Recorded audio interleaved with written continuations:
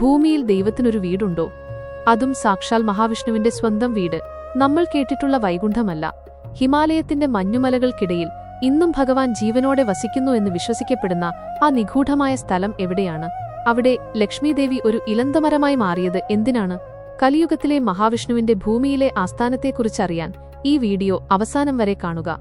പുരാണങ്ങൾ പ്രകാരം മഹാവിഷ്ണുവിന്റെ ശാശ്വത വാസസ്ഥലം വൈകുണ്ഠമാണ്. എന്നാൽ ഭൂമിയിലെ തന്റെ ഭക്തർക്കായി ഭഗവാൻ തിരഞ്ഞെടുത്ത സ്വന്തം വീടാണ് ഉത്തരാഖണ്ഡിലെ ബദ്രിനാഥ്. ഇതിനെ ഭഗവാന്റെ ഭൂമിയിലെ വസതി എന്ന് വിളിക്കുന്നതിനു പിന്നിൽ അതിശയിപ്പിക്കുന്ന ഒരു പുരാണ കഥയുണ്ട്. ഒരിക്കൽ നാരദമഹർഷി വൈകുണ്ഠത്തിലെത്തിയപ്പോൾ ലക്ഷ്മീദേവി ഭഗവാന്റെ പാദങ്ങൾ തടവിക്കൊടുക്കുന്നത് കണ്ടു. ഇത് കണ്ട നാരദൻ ഭഗവാന്റെ ആഡംബര ജീവിതത്തെക്കുറിച്ച് കളിയായി ഒരു വാക്കു പറഞ്ഞു. ഇത് കേട്ട ഭഗവാൻ വിഷ്ണു മനസ്സിലൊരു തീരുമാനമെടുത്തു.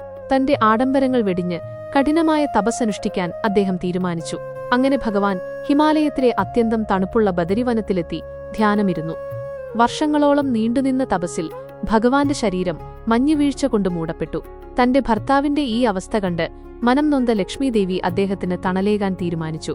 അവിടെ മറ്റൊരു മരമില്ലാതിരുന്നതിനാൽ ലക്ഷ്മീദേവി തന്നെ ഒരു വലിയ ബദരി അഥവാ ഇലന്തമരമായി മാറി ഭഗവാന് മുകളിൽ പടർന്നു പന്തലിച്ചു. കഠിനമായ മഞ്ഞുവീഴ്ചയും കാറ്റും വെയിലുമെല്ലാം ദേവി ആ മരമായി നിന്ന് സഹിച്ചു. ഭഗവാന്റെ ശരീരത്തിൽ ഒരു തരി മഞ്ഞുപോലും വീഴാതെ ദേവി കാത്തുരക്ഷിച്ചു. കാലങ്ങൾക്ക് ശേഷം തപസ്സു പൂർത്തിയാക്കി കണ്ണു തുറന്ന ഭഗവാൻ തനിക്ക് തണലായി നിൽക്കുന്ന മരത്തെ കണ്ട് അത്ഭുതപ്പെട്ടു. അത് സാക്ഷാൽ ലക്ഷ്മീദേവിയാണെന്ന് തിരിച്ചറിഞ്ഞ ഭഗവാൻ അത്യന്തം സന്തോഷവാനായി. ദേവിയുടെ ഈ ത്യാഗത്തിന് പകരമായി ഭഗവാൻ ഒരു വരം നൽകി. ഇനി മുതൽ ഈ പുണ്യഭൂമി എന്റെയും നിന്റെയും പേരിൽ അറിയപ്പെടും. ലക്ഷ്മിയായ നിന്നെ ബദരിയെന്നും നിന്റെ നാഥനായ എന്നെ ബദരീനാഥ് എന്നും ലോകം വിളിക്കും. അങ്ങനെയാണ് ഹിമാലയത്തിലെ ഈ പ്രദേശം മഹാവിഷ്ണുവിന്റെ ഭൂമിയിലെ വീടായി മാറിയത്. ഈ ക്ഷേത്രത്തിന് ചില അത്ഭുതകരമായ പ്രത്യേകതകൾ കൂടിയുണ്ട്. സമുദ്രനിരപ്പിൽ നിന്ന് 10,000-ലധികം അടിയുയരത്തിൽ അലകനന്ദ നദിയുടെ തീരത്താണ് ഈ ക്ഷേത്രം സ്ഥിതി ചെയ്യുന്നത്. ഇവിടെ ഭഗവാൻ ധ്യാനഭാവത്തിലാണിരിക്കുന്നത്. പത്മനാഭസ്വാമി ക്ഷേത്രത്തിലെ പോലെ ശയിക്കുന്ന രൂപമല്ല, മറിച്ച് യോഗമുദ്രയിലാണ് ഭഗവാൻ ഇവിടെ ദർശനം നൽകുന്നത്.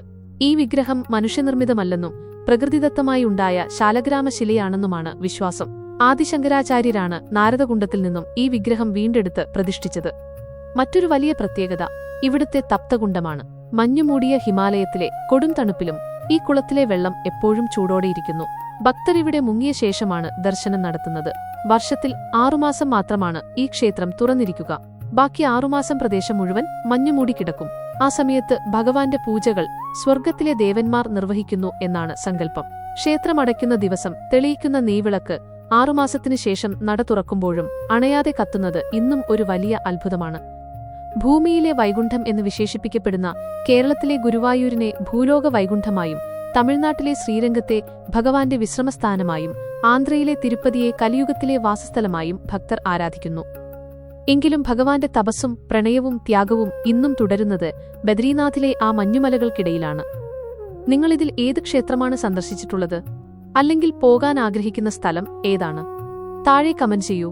ഇതുപോലുള്ള കൂടുതൽ അറിവുകൾക്കായി ചാനൽ സബ്സ്ക്രൈബ് ചെയ്യാൻ മറക്കരുത്.